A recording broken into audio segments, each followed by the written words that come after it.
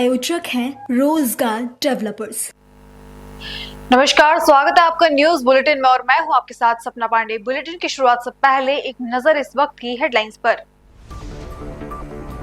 नितेश राणा का बयान, जिहादियों ने धर्म पूछकर मारी गोली, अब हिंदू भी सोचकर करे खरीदारी। देश भर में कश्मीरियों पर बढ़ते हमले, छात्रों की सुरक्षा के लिए सीएम उमर अब्दुल्ला ने सकीना E2 को भेजा पंजाब।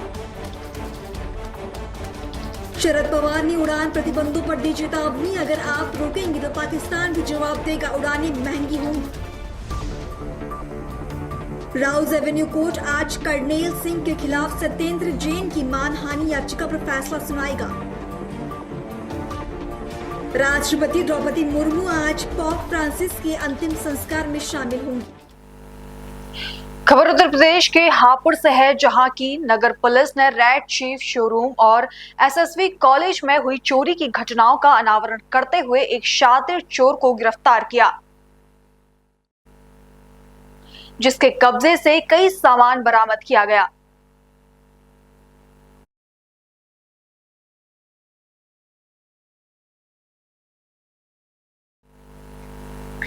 अगली खबर गुजरात के वलसाड़ जिले से है, जहां पुलिस ने वापी के डूंगरा प्राइमरी स्कूल में एक अनोखे सेमिनार का आयोजन किया। इस सेमिनार में महिलाओं और बच्चों के खिलाफ अपराधों को रोकने के लिए प्राथमिक विद्यालय के शिक्षकों, स्कूल निगरानी समिति के अभिभावकों और आंगनबाड़ी कार्यकर्ताओं के साथ पॉक्सो सहित बाल कल्याण कानूनों पर जागरूकता कार्यक्रम आयोजित किया गया। करके आज यहाँ पर एक स्कूल है और स्कूल के अंदर एक कार्यक्रम रखा गया है और कार्यक्रम का नाम भी ऐसा है, स्वच्छ मन स्वस्थ तन। क्या ये कॉन्सेप्ट पूरा और इसके अंदर जो लोग आए वो कॉन्सेप्ट किस तरह से इन लोगों को गाइड किया गया, खास करके बच्चों की सुरक्षा के लिए। हमने आज ये प्रोग्राम डूंगरा शाला में इसलिए रखा क्योंकि जो प्रॉब्लम हम एड्रेस करना चाहते हैं, जो बच्चों की गुमशुदगी से रिलेटेड है और पॉक्सो रिलेटेड जो ऑफेंसेस होते हैं उनसे रिलेटेड है, वो ज़्यादातर बच्चे इन्हीं बस्तियों में रहने वाले हैं, इसी शाला में पढ़ने आने वाले बच्चे हैं। तो उससे इसके लिए ज़रूरी है कि जो यहाँ टीचर्स हैं, जो यहाँ पर कार्यकर्ता है, जो आंगनबाड़ी वर्कर्स हैं, उन्हें पता हो कि किस तरह के स्पर्श को बैड टच कहा जाता है, ताकि वो बच्चों को आगे बता पाए। जो बच्चों के बीच में और उनके टीचर्स के बीच में, जो उनके पेरेंट्स के बीच में जो कम्युनिकेशन गैप आ जाता है, उसको ब्रिज करने की हमने कोशिश की और इसीलिए हमने यहाँ पर SMC के मेंबर्स और आंगनबाड़ी के मेंबर्स, पुलिस की शी टीम को बुलाया। साथ ही हमारे SP sir doctor Karanraj Vaghela के मार्गदर्शन में ये पूरा प्रोग्राम आयोजित किया गया और हमने हर उस अधिकारी के साथ संकलन किया जो इस समस्या को हल करने के लिए हमें मदद कर सकता है। इसमें बहुत ज़रूरी है कि समस्या खड़ी होने से पहले इसकी जागरूकता फैलाई जाए, किसी भी क्राइम को होने से पहले उसको प्रिवेंट किया जा सके। तो उसमें जिस भी अधिकारी, चाहे वो चाइल्ड डेवलपमेंट ऑफिसर हो, चाहे तालुका एजुकेशन ऑफिसर हो, डाउरी प्रोहिबिशन ऑफिसर हो, सभी को हमने बुलाया और सभी ने अपने अपने स्तर पर सभी को सूचनाएं दी और एक ऐसा प्रण लिया गया कि हम बच्चों की सुरक्षा का संकल्प लेते हैं। ये पॉक्सो से related, good touch bad touch से रिलेटेड, बच्चों की जितनी भी समस्या है उससे रिलेटेड निरंतर मीटिंग्स की जाएंगी। ये माहिती बच्चों को स्कूल्स में वीकली दी जाएगी, पेरेंट टीचर मीटिंग में भी दी जाएगी, जिससे एक होल ऑफ गवर्नमेंट अप्रोच लेते हुए हम इस समस्या का निवारण कर सकें और अपने बच्चों को एक सुरक्षित भविष्य दे सकें। अगली खबर उत्तर प्रदेश के आगरा से है, जहां भारतीय किसान मजदूरी यूनियन धीरज के राष्ट्रीय कार्यालय पर पाकिस्तान का पुतला दहन किया गया। इस अवसर पर यूनियन के राष्ट्रीय अध्यक्ष चौधरी पुष्पेंद्र सिंह, युवा राष्ट्रीय अध्यक्ष धीरज सकरावा सहित तमाम कार्यकर्ता और पदाधिकारी मौजूद रहे। मेरा नाम चौधरी पुष्पेंद्र सिंह है, मैं राष्ट्रीय अध्यक्ष हूँ भारतीय किसान मजदूर यूनियन धीरज से। आज जो आपने पुतला दहन किया है वो किस कारण किया है? पुतला दहन जो किया है 22 तारीख को पाकिस्तान के आतंकवादियों के द्वारा हमारे जम्मू कश्मीर के पहलगांव में सिविलियंस को जो है मौत के घाट उतार दिया गया, मार दिया गया। सबसे पहले मैं उन्हें श्रद्धांजलि अर्पित करता हूं और उसके बाद में मैं केंद्र सरकार से ये गुहार लगाता हूं, ये मांग करता हूं कि ईंट का जवाब पत्थर से नहीं अपितु गोली से दिया जाए। झेलम नदी को यहाँ से लाल किया जाए, बिल्कुल एकदम पाकिस्तान का काट पीट करके खात्मा किया जाए और ये इसी लायक हैं। और मैं आपको बता देना चाहता हूँ कि पाकिस्तान से अब तक जितने भी हमारे संबंध रहे हैं सारे संबंधों को ख़त्म किया जाए। वैसे तो आदरणीय प्रधानमंत्री जी के द्वारा सारे संबंध खत्म कर दिए गए हैं, लेकिन इस बात को आगे भी ध्यान रखा जाए, पाकिस्तान को किसी भी तरह से घास न डाली जाए और इसको जो है तिल तिल करके मरने का जो है छोड़ा जाए इसको। मैं सरकार से फिर दोबारा से गुहार लगाता हूं कि सरकार जो है इस बात की तरफ अच्छी तरीके से फोकस करे, ध्यान दे और भारतवासी भी अच्छी तरीके से ध्यान दें, जिससे आपको समझना चाहिए कि पाकिस्तानियों ने हमारे हिंदुस्तान के भाइयों के साथ, माताओं बहनों के साथ में कितना अत्याचार किया है, उन्हें मारा है। ये बहुत निंदनीय है।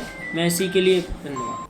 अगली खबर कर्नाटक के हुबली से है, जहां की अक्षय कॉलोनी निवासी और KMCRI से MBBS डॉक्टर इशिका सिंह ने अपने पहले प्रयास में ही UPSC परीक्षा उत्तीर्ण पर 206वीं रैंक हासिल की।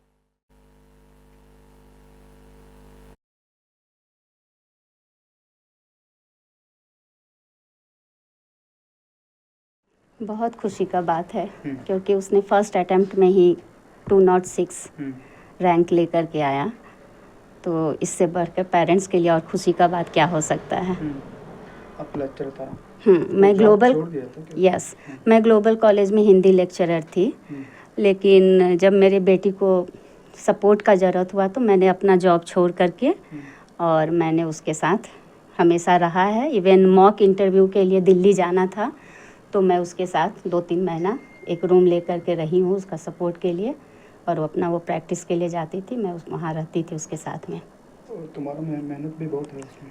हाँ सर, मेरा मेहनत तो है, लेकिन मेरे से ज़्यादा मेहनत तो मैं बोलूँगी कि मेरी बेटी का है, क्योंकि उसका टाइम टेबल जो था मुझे कुछ बताना नहीं पड़ता था, वो खुद टाइम टेबल बताती थी। बहुत पेरेंट्स से मैं सुनती थी कि बच्चों को उठाना पड़ता है, एक अलार्म बजा तुरंत उठ जाना, ये उसका अपना था शेड्यूल।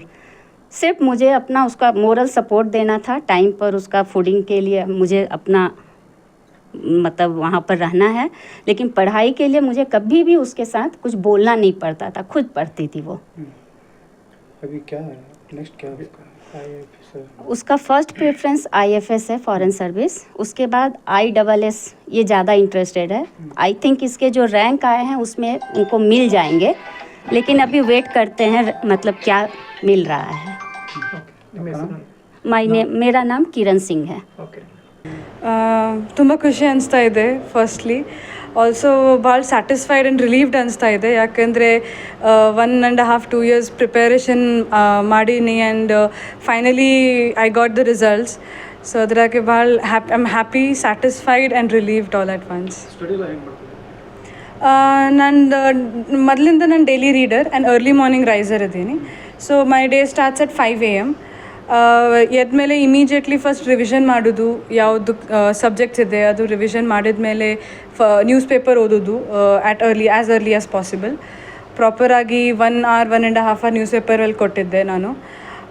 ಅದಾದಮೇಲೆ ರಿವಿಷನ್ ಕಂಟಿನ್ಯೂ ಮಾಡೋದು, ಕರೆಂಟ್ ಅಫೇರ್ಸ್ದು ಕಂಪೈಲೇಷನ್ಸ್ ಎಲ್ಲ ರೆಗ್ಯುಲರ್ಲಿ ಓದ್ತಿದ್ದೆ. And optional and medical science ಇದೆ, ಸೊ ಅದು ರೆಗ್ಯುಲರ್ಲಿ ಓದೋದು, ರಿವೈಸ್ ಮಾಡೋದು, ಸೊ ದ್ಯಾಟ್ ಲಾಸ್ಟಲ್ಲಿ ಬರ್ಡನ್ ಏನೂ ಬರಬಾರ್ದು. ಹಾಗಾಗಿ ಫುಲ್ ಡೇ ನಾನು ಡಿವೈಡೆಡ್ ಇತ್ತು, ಭಾಳ ಪ್ರಾಪರ್ಲಿ ಆರ್ಗನೈಸ್ಡ್ ಇತ್ತು ನನ್ನ ಡೇ. ಮೈಕ್ರೋ ಶೆಡ್ಯೂಲಿಂಗ್ ಎಲ್ಲ ಮಾಡಿ ಎಷ್ಟು ಟಾರ್ಗೆಟ್ಸ್ ಇತ್ತು ನಂದು, ಸೊ ಟಾರ್ಗೆಟ್ಸ್ ಕಂಪ್ಲೀಟ್ ಮಾಡೋದು. Total on on average 8 to 10 hours ಓದ್ತಿದ್ದೆ ನಾನು. Sometimes because of some laxity 6 hours ಆಗಿರೋದು, ಬಟ್ ಸಮ್ಟೈಮ್ಸ್ ಸ್ಟ್ರೆಚ್ ಮಾಡೋದು ಟಿಲ್ 12 hours.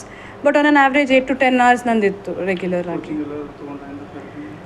ನಾನು ಎಲ್ಲೂ ಹೋಗಿಲ್ಲ, ಮನೆಯಲ್ಲಿನೇ ಪ್ರಿಪೇರ್ ಮಾಡೀನಿ. ಬಟ್ ಲೈವ್ ಆನ್ಲೈನ್ ಕೋಚಿಂಗ್ ತೊಗೊಂಡಿದ್ದೆ from Vajiram and Ravi, and test series ತೊಗೊಂಡಿದ್ದೆ, important part of preparation.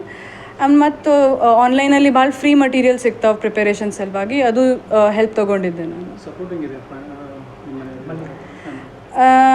I am actually quite privilege and lucky. ಮನೆಯಲ್ಲಿ ಭಾಳ ಸಪೋರ್ಟ್ ಇದೆ, ವೆದರ್ ಫೈನಾನ್ಷಿಯಲಿ ಇರಲಿ ಆರ್ ಇಮೋಷ್ನಲಿ ಇರಲಿ. ನನ್ನ ಫ್ರಸ್ಟ್ರೇಷನ್ ಆಗೋ ಟೈಮ್ ಅವ್ರ ಮೇಲೆ ಎಲ್ಲ ವೆಂಟ್ ಔಟ್ ಮಾಡೋದು ಎಲ್ಲ ಆಗಿದೆ.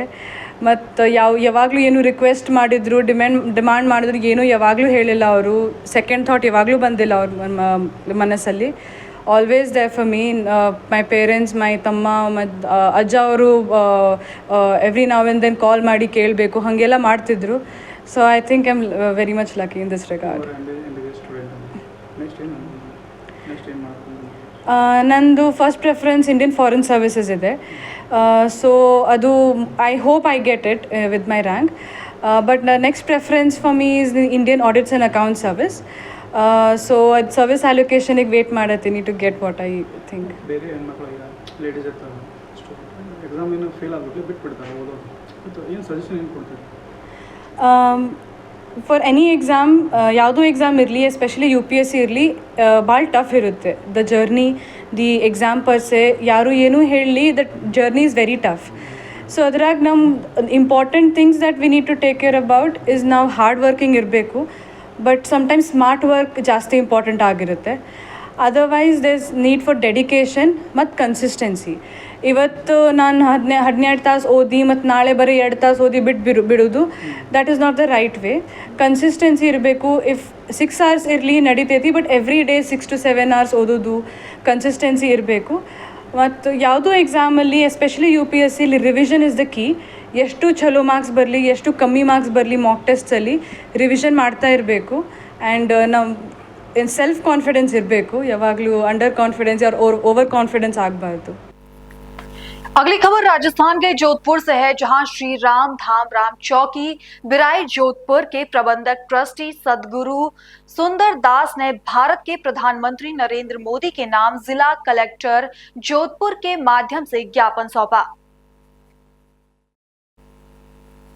जिसमें पहलगाम में हुए निर्दोष हिंदू पर्यटकों की हत्या की कड़ी निंदा करते हुए PM मोदी से आतंकवाद को जड़ से समाप्त करने की मांग की। मुख्य कारण ये है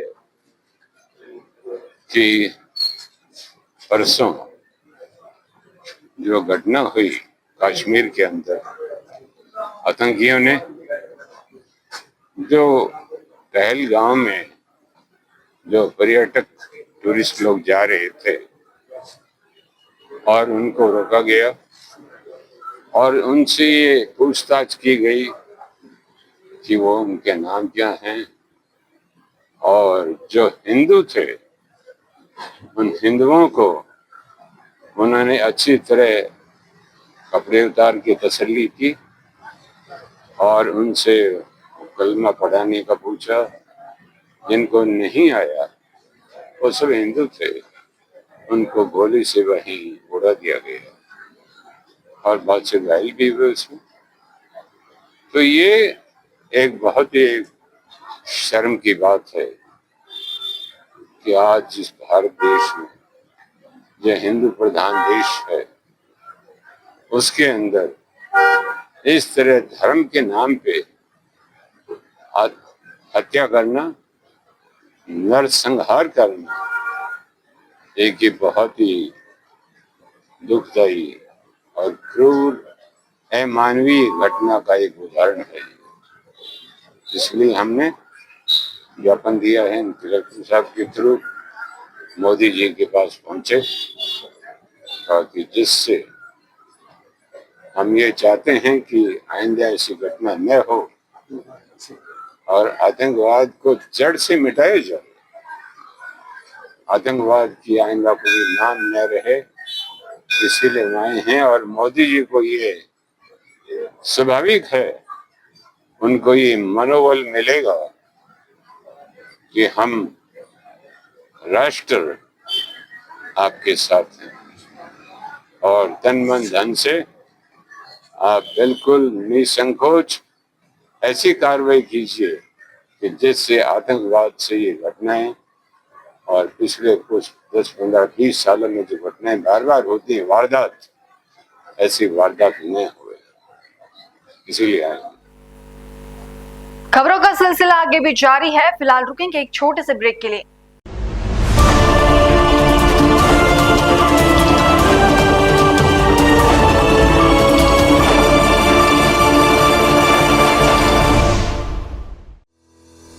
रोजगार डेवलपर्स, a unit of रोजगार डेवलपर्स एंड प्राइवेट लिमिटेड। घर वहीं जहां हो आपका भरोसा। पिछले 15 सालों से आपके सपनों का घर हमारी प्रतिबद्धता। रोजगार डेवलपर्स का पता है शिमला बाईपास रोड, गणेशपुर, देहरादून। रोजगार डेवलपर्स से संपर्क करने के लिए अभी डायल कीजिए 9897054026 पर या 8433207910 पर।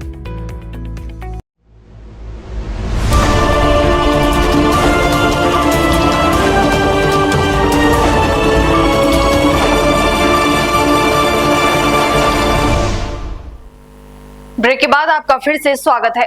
अगली खबर उत्तर प्रदेश के हापुड़ से है, जहां की तीर्थ नगरी गढ़मुक्तेश्वर के रहने वाले विवेक गर्ग ने यूपीएससी में सफलता प्राप्त की है।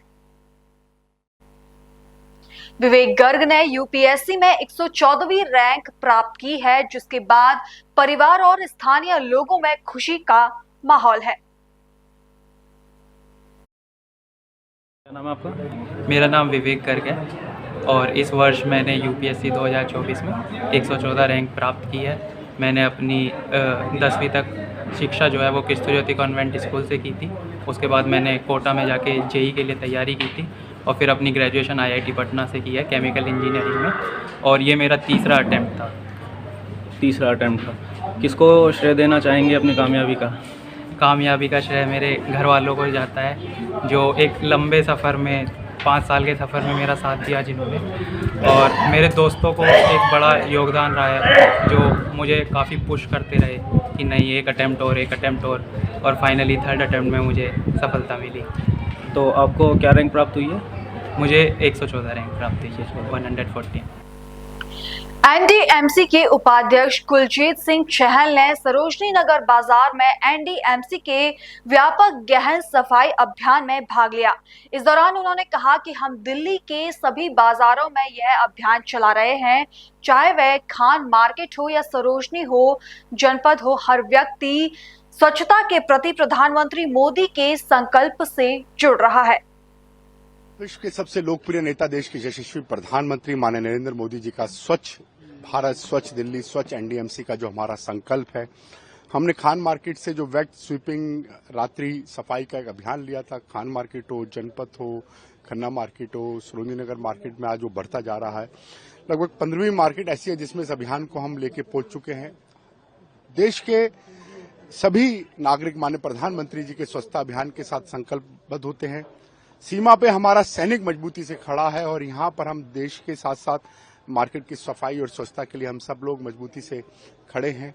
हमारा एक ही संकल्प है कि जब सुबह व्यक्ति शहर में आए, सरोजनी नगर मार्केट में आए, हमारी एमओएस शकुंतला मैडम हैं, यहाँ के आरडब्ल्यू मार्केट एसोसिएशन के लोग हैं, बाकी तमाम सभी लोग हैं, काम करने वाले भी लोग यहाँ सभी साथ हैं।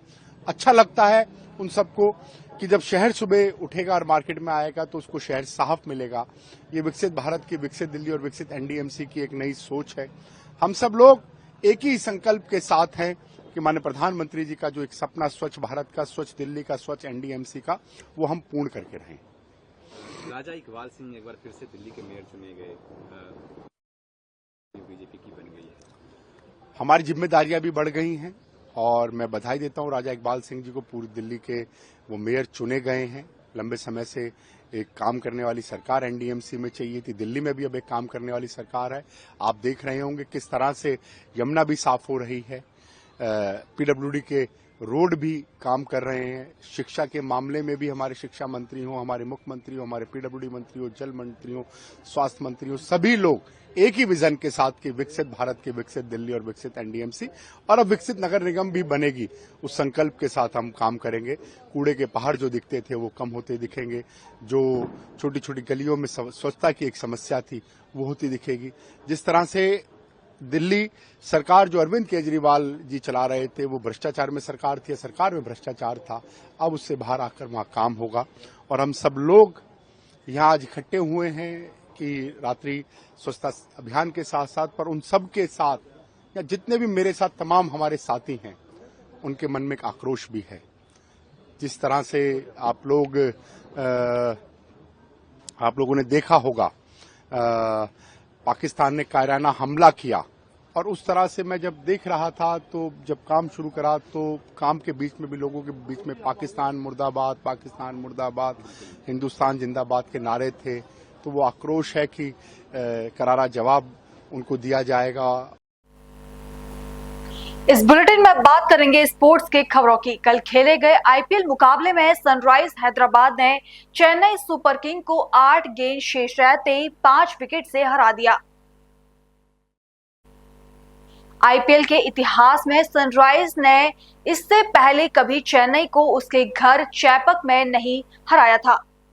ओलंपिक स्वर्ण पदक विजेता जैवलिन थ्रोवर नीरज चोपड़ा ने कहा कि पहलगाम आतंकी हमले के बाद पेरिस ओलंपिक विजेता पाकिस्तानी जैवलिन थ्रोवर अरशद नदीम के नीरज चोपड़ा क्वालिस जैवलिन थ्रो इवेंट में खेलने का अब सवाल भी पैदा नहीं होता। सेना से जुड़े नीरज ने स्पष्ट किया कि अरशद को निमंत्रण पहलगाम हमले से 2 दिन पहले भेजा गया था।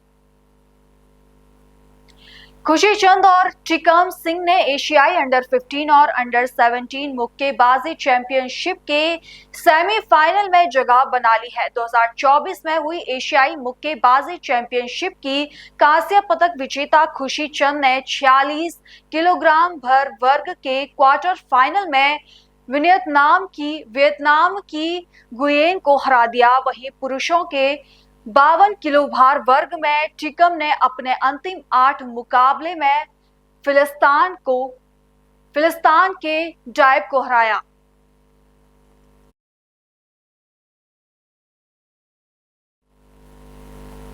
फिलहाल बुलेटिन में इतना ही। देश और दुनिया की बाकी तमाम खबरें देखने के लिए बने रहिए पल्स 24 न्यूज के साथ। नमस्कार। इस प्रोग्राम के प्रायोजक थे रोजगार डेवलपर्स।